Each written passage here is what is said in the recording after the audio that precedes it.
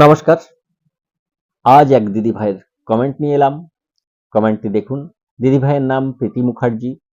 তিনি লিখছেন, বর্বরিক চরিত্র নিয়ে বিশ্লেষণ করার অনুরোধ করলাম, কারণ এই চরিত্রটিকে কেন্দ্র করে ভগবান শ্রীকৃষ্ণকে খারাপ মন্তব্য করা হচ্ছে।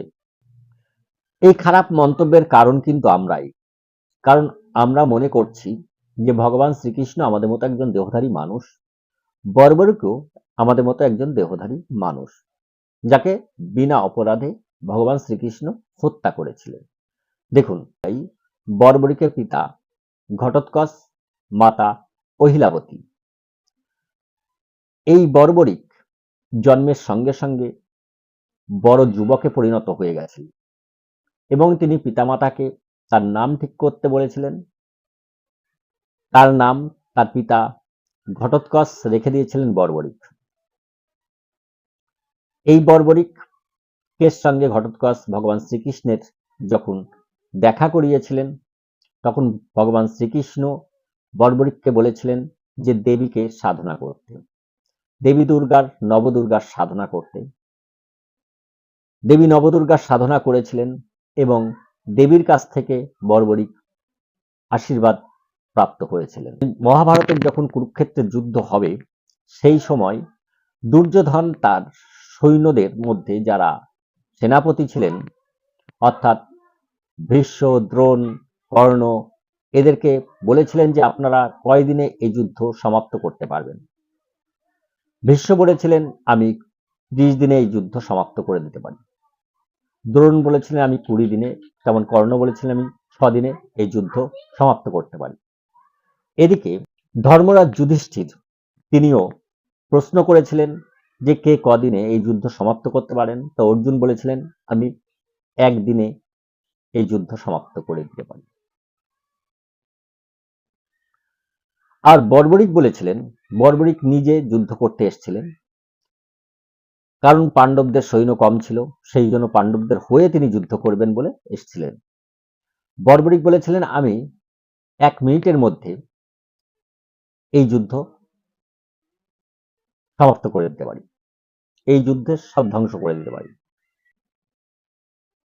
বর্বরিক যুদ্ধ করার জন্য আসছেন, পাণ্ডব পক্ষে যোগ দেবেন।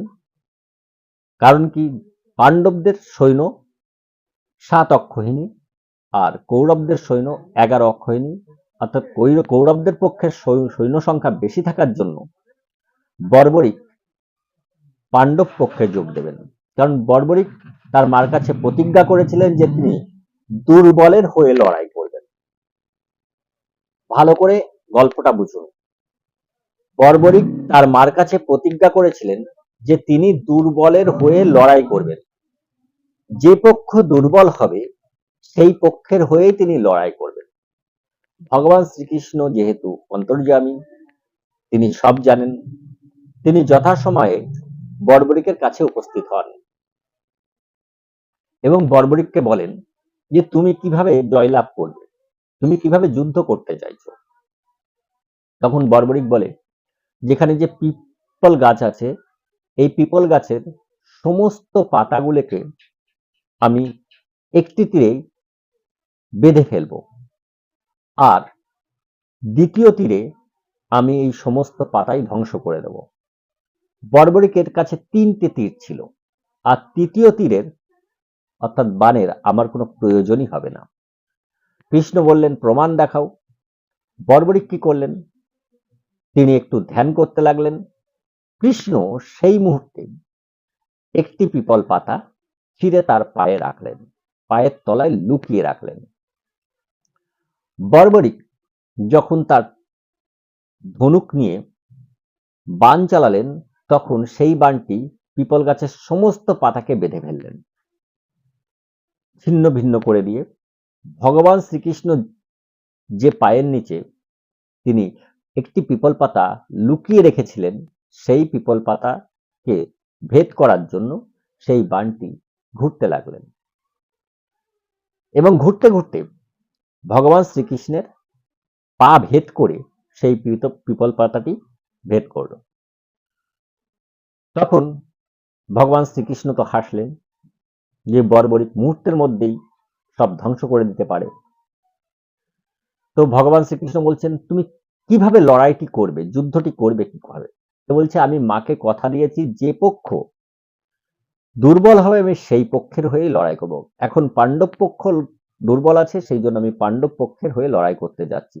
তখন ভগবান শ্রীকৃষ্ণ বললেন, তুমি যখন পাণ্ডব পক্ষের হয়ে লড়াই করবে তখন কৌরব পক্ষ দুর্বল হয়ে যাবে, তখন তুমি কি করবে, কৌরব পক্ষের দিকে চলে যাবে এবং আবার পাণ্ডব পক্ষের কে ধ্বংস করবে।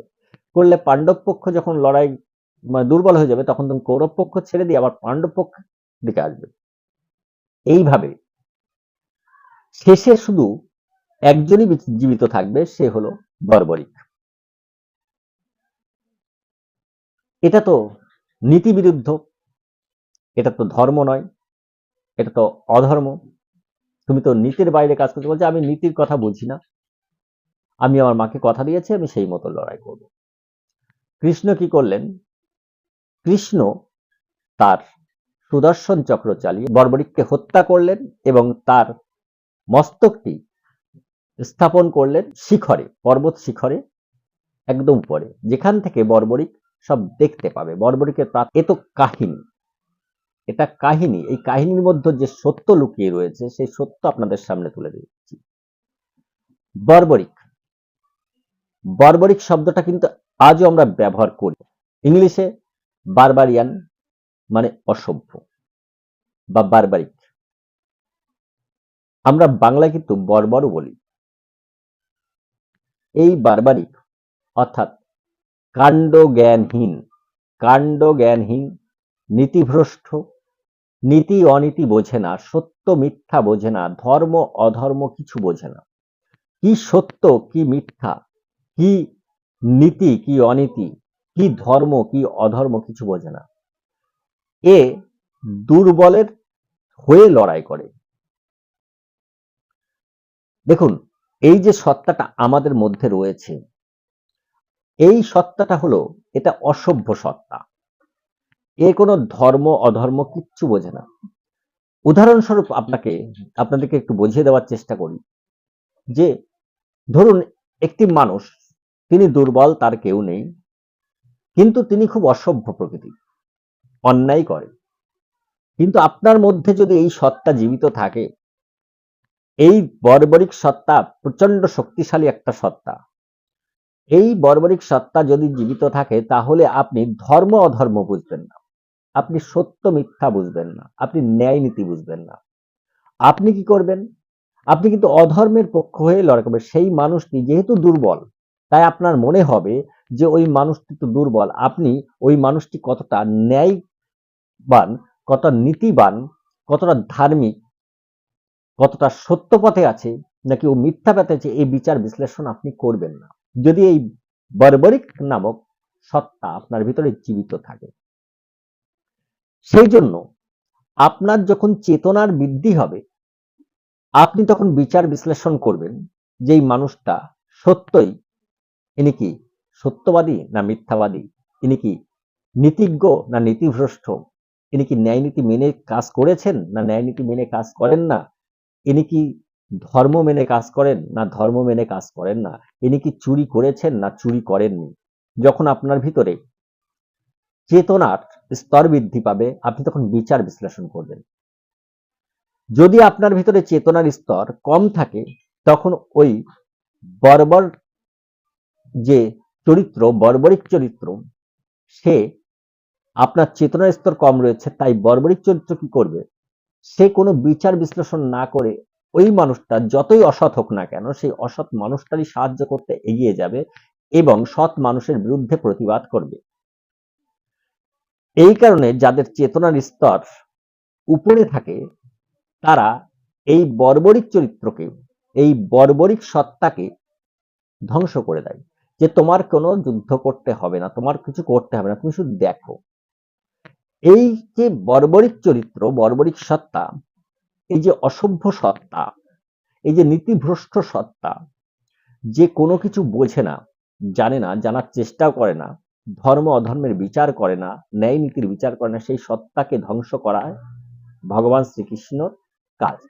তাই চেতনা আপনার ভিতরে থেকে আপনার চেতনা যখন আপনার ভিতর জাগ্রত হবে, ভগবান শ্রীকৃষ্ণ নিজেই গিয়েছিলেন বর্বরিককে হত্যা করতে। তখনই আপনার চেতনা আপনার ভিতরে থাকা ওই বর্বরিক নামক সত্তাকে হত্যা করে দেবে। না হলে কি হবে? অসত্যের হয়ে আপনি লড়াই করবেন। আপনার ভিতরে থাকা এই বর্বরিক সত্তাকে আপনার চেতনাই হত্যা করে। যদি আপনার চেতনা বৃদ্ধি পায়, তখন আপনি আর বলবেন না যে বর্বরিককে হত্যা করা ন্যায় বা অন্যায়। কারণ বর্বরিক কোনো মানুষ নয়, বর্বরিক আমাদের সত্তা। আমাদের ভিতরে থাকা যে নীতিভ্রষ্ট সত্তা, ন্যায় নীতি, সত্য মিথ্যা, অধর্ম ধর্ম না বোঝা যে সত্তা, সেই সত্তাই হলো বর্বরিক, যেটা অসভ্য সত্তা। সেই বর্বরিক শব্দ থেকেই বর্বর শব্দ এসছে এবং ইংলিশে বারবারিয়ান শব্দও পাওয়া যায়। নিশ্চয় বোঝাতে পারলাম। আশা করি যারা এখনো মনে করছেন যে ভগবান শ্রীকৃষ্ণ ৫,০০০ বছর আগে জন্মগ্রহণ করেছিলেন, তিনি এইভাবেই একটি মানুষকে হত্যা করেছিলেন, তারা যে ভ্রান্ত পথে আছেন সেটা আর বলে বোঝাতে লাগে না। ভগবান শ্রীকৃষ্ণ আপনার ভিতরে আজও আছে, ছিল এবং থাকবে। তিনি সত্য। আপনি থাকলেও এই সত্তা আছে, প্রতিটি মানুষের ভিতরে আছে, জগতের প্রতিটা কেন্দ্রে রয়েছে, এনার্জি রয়েছে। এই চেতনা, এই কনসাসনেসটা আপনার ভিতরে রয়েছে, এটা হচ্ছে তার চিন্ময় রূপ, ভগবানের চিন্ময় রূপ। এই ভগবানের চিন্ময় রূপকে আপনি বুঝুন যে তিনি ৫,০০০ বছর আগে জন্ম নেওয়া কোনো মানব নয়, আর ভগবান কখনো মানব রূপে জন্ম নেবেন না। হয়তো আমাদের ভ্রান্ত ধারণায় আমরা কেউ চৈতন্যদেবমুখী হয়ে গেছি, কেউ রামকৃষ্ণদেবমুখী হয়ে গেছি, কেউ বা চৈতন্যদেবকে ভগবানের অবতার বলছি, কেউ বা রামকৃষ্ণদেবের অবতার বলছি, কেউ বা কবির সাহেবকে অবতার বলছি, কেউ বা গুরু নানককে অবতার বলছি, কেউ বা যীশুখ্রিস্টকে অবতার বলছি। এক এক মতবাদী কিছু মানুষ এসছে যারা মানুষকে ভগবান বানিয়ে দিয়েছে। ভগবান হলো সৎ চিৎ আনন্দ, সচ্চিদানন্দ। তার ভিতরে সৎ, তিনি আপনি থাকলেও থাকবে, আপনি না থাকলেও থাকবে। চিৎ, তিনি প্রকাশ রূপে আছেন, অর্থাৎ যা কিছু দেখছেন সব তিনি। আপনি দেখছেন আপনার ভিতরে যে প্রকাশটা ঘটাচ্ছে তিনিই ঘটাচ্ছেন, অর্থাৎ এনার্জি। আর তিনি আনন্দ রূপে আছেন। জগতে যত কিছু হচ্ছে সব আনন্দময়। আপনি যখন এই আনন্দটা ফিল করতে পারবেন, তখন ভগবান আপনার ভিতরে জাগ্রত থাকছে, এটা আপনি বুঝতে পারবেন। না হলে ভগবান ঘুমন্ত থাকবে। ভগবান কেন ঘুমায়, কেন জাগে, এসবগুলো পরে আমি ভিডিও করব। এছাড়াও এই দিদি ভাইয়ের আরেকটি কমেন্ট নিয়ে আগামী দিন ভিডিও করব, যেটি গণেশ দেবতা নিয়ে তিনি কমেন্ট করেছেন। যারা মনে করছেন যে আমি বোঝাতে পারলাম, আমার সঙ্গে থাকা উচিত, তারা চ্যানেলটি সাবস্ক্রাইব করে পাশে থাকুন এবং সনাতন বৈদিক হিন্দু ধর্মের সত্যকে সকলের কাছে পৌঁছে দেওয়ার জন্য চ্যানেলটি শেয়ার করুন, ভিডিওটি শেয়ার করুন। আজ এখানেই শেষ করলাম। সকলেই ভালো থাকুক, সুখে থাকুক এবং শান্তিতে থাকুক, এই কামনা রাখি। সকলকে অনেক অনেক ধন্যবাদ। নমস্কার।